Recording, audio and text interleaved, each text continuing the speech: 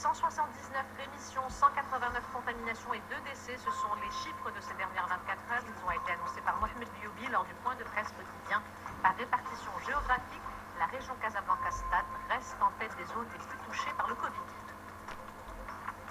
L'apparition de nouveaux foyers de contamination complique la donne. Des clusters viennent d'être localisés à Casablanca dans 3 entreprises.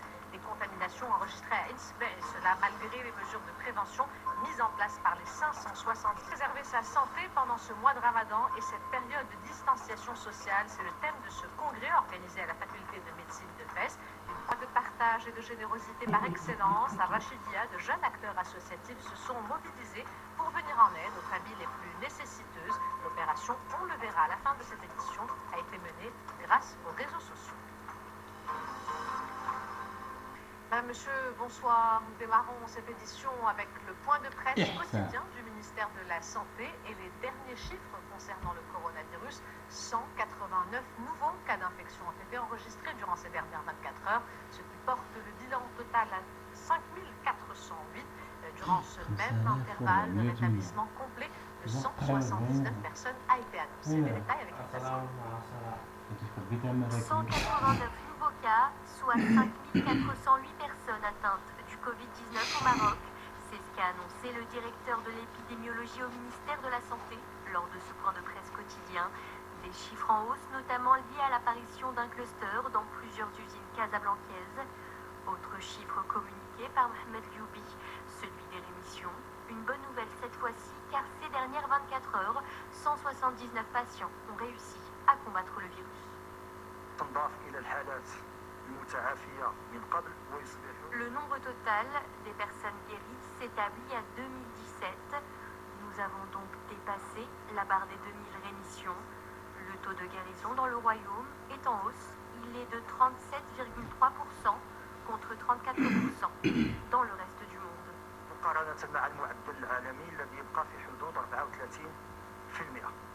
Sur les tests effectués ces dernières 24 heures, 3199 sont négatifs, soit 47 550 cas écartés depuis le début de cette épidémie. De nouveaux décès ont également été enregistrés dans le royaume.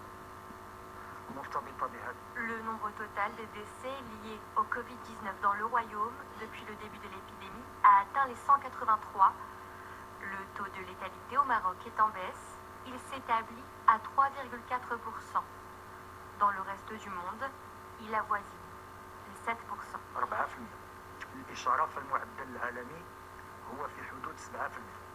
Quant à la répartition géographique des personnes atteintes du Covid-19, pas de changement à signaler. Casablanca-Stade reste la région la plus touchée avec près de 26% des cas, suivi de Marrakech-Safi et Tanger-Tétouan al-Husseima. Les régions de l'Aïn Saqi al-Hamra et Dakhla Ouad Dahab ne présentent quant à elles, à ce jour, aucun cas de Covid-19. Et ce qui complique aujourd'hui la donne, c'est l'apparition de nouveaux foyers de contamination. Des clusters viennent d'être localisés à Casablanca dans 3 entreprises. Des contaminations enregistrées à Ensbeh, et cela malgré les mesures de prévention mises en place par les 570 entreprises de la zone industrielle. Reportage Hassan Lohmadi, le commentaire de Mehdi Boukhari. Ain Harouda, une région limitrophe des zones industrielles de la métropole. Ici, une grande partie des ouvriers des usines d'Ensbeh et de Sidi Bernoussi. L'apparition de cas confirmés de Covid-19 dans cette zone commence à inquiéter les habitants et les riverains. Dans l'usine où je travaille, 2 cas confirmés au coronavirus ont été déclarés. On a décidé d'arrêter de travailler. Nous avons eu peur pour notre santé et celle de notre famille et nous n'avons pas attendu la décision d'arrêter notre employeur. À Ain Harouda, il y a eu récemment l'apparition de 2 clusters industriels avec un bilan de contamination, selon nos propres informations, à 31 cas. Ils sont tous des cas contacts des zones industrielles de Bernoussi et Ensbeh. Nous demandons aujourd'hui aux responsables de l'autorité locale à ce que ces entreprises appliquent des mesures de prévention sanitaire ou ferment leurs usines en attendant la fin de cette pandémie. Les acteurs économiques installés dans l'une des plus importantes zones industrielles du pays qui auraient pris leurs précautions, selon l'association des industriels. Sur le terrain d'une équipe d'intervention rapide au domicile des personnes suspectées d'avoir contracté le Covid-19. Ces professionnels sont également chargés de suivre tous les contacts d'une personne infectée à travers les différentes étapes du protocole mis en place par le ministère de la Santé. Reportage à l'Arish de Stéphane Kounzina et Fadel Saïdouni, le récit et de Sami Hassi. Dernier préparatif sanitaire de rigueur pour l'équipe d'intervention rapide avant d'aller sur le terrain dans un quartier populaire à l'Arrache, chez une famille ayant eu un contact avec un cas confirmé de Covid-19. L'équipe suit de près les cas suspects que nous suivons 24 heures sur 24. Nous avons 8 équipes qui travaillent sur le terrain.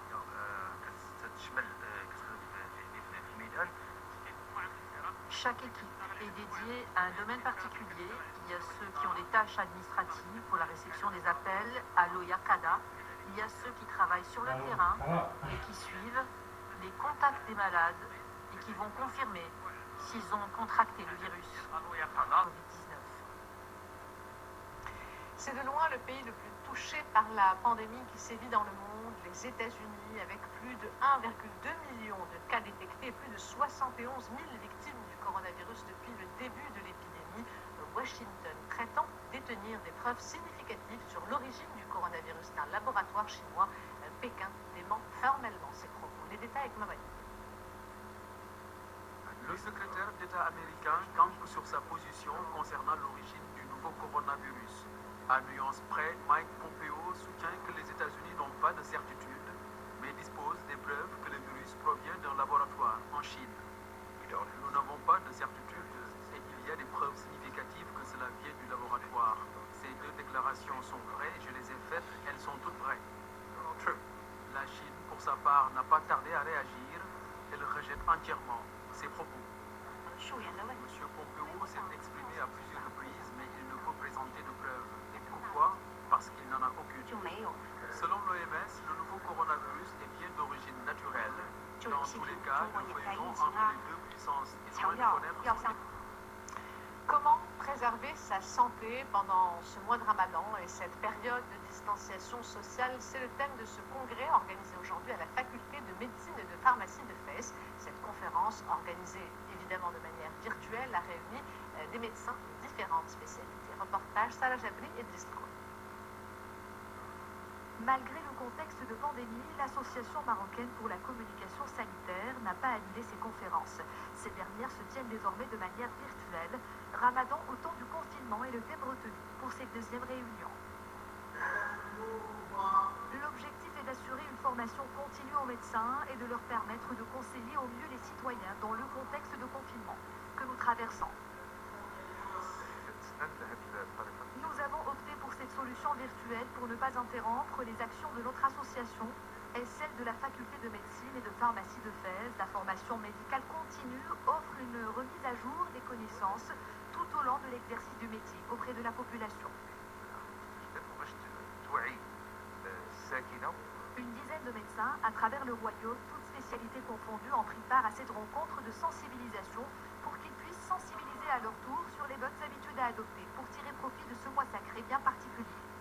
Quelle prise en charge pour les patients atteints du cancer du poumon dans ce contexte de pandémie, des malades considérés comme particulièrement vulnérables face au Covid-19? Pour une prise en charge optimale de ces patients, l'Association marocaine d'oncologie thoracique a publié une série de recommandations, des conseils partagés avec près de 400 cancérologues. Reportage Sarah Jadri et Driscoll. Au Maroc, le cancer pulmonaire constitue le premier cancer en termes de mortalité chez l'homme, avec près de 24% des cas. Pour permettre à ces derniers de poursuivre leurs soins sans risque de contamination au coronavirus, l'Association marocaine d'oncologie thoracique a publié les recommandations à suivre. Le thoracique, il a axé ses recommandations sur deux volets principaux.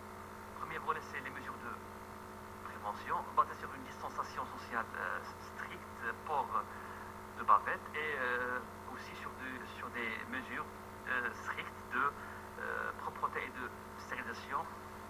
L'association préconise également une adaptation du protocole thérapeutique. Objectif, minimiser l'afflux des patients dans les cabinets et les lieux d'oncologie et d'administration de la chimiothérapie ou la radiothérapie. L'idée, c'est d'offrir aux patients le traitement le plus efficace, mais tout en garantissant à ces patients-là le maximum de sécurité. Le message à passer, c'est que les patients cancéreux doivent continuer à recevoir leur traitement. Les centres anti-cancéreux au Maroc sont toujours Pour les patients atteints d'un cancer du poumon, le Covid-19 constitue un risque majeur. Ces recommandations devraient, selon l'Association marocaine d'oncologie référentielle nationale, pour une prise en charge optimale de ces patients. Ramadan, mois de partage et de générosité par excellence, à Rachidia, de jeunes acteurs associatifs se sont mobilisés pour venir en aide aux familles les plus nécessiteuses. L'opération menée grâce aux réseaux sociaux permettra la distribution d'une centaine de paniers alimentaires durant ce mois sacré. Reportage à Bissamatar sur un récit de Mamadine. Apporter leur contribution à soulager les familles dans le besoin, c'est l'objectif de ces jeunes de la région des Rachidia. Une solidarité spontanée qui a pris forme dans un contexte marqué par la crise du Covid-19. Nous avons procédé à une collecte de fonds sous forme de cotisation pour pouvoir offrir des paniers de denrées alimentaires à une soixantaine de familles nécessiteuses. L'accent a été surtout mis sur les femmes veuves ou les personnes à besoins spécifiques. Après avoir repéré les familles cibles par l'intermédiaire de proches ou des réseaux sociaux, ces jeunes procèdent à la distribution des kits alimentaires une fois par semaine. Nous utilisons au mieux les réseaux sociaux pour un meilleur ciblage des familles nécessiteuses. J'incite vraiment tous nos compatriotes à faire de même en ces temps difficiles. Les initiatives solidaires de ce genre se multiplient de plus en plus un peu partout dans le royaume. Ces jeunes se fixent un objectif de distribuer une centaine de kits alimentaires d'ici à la fin du mois béni.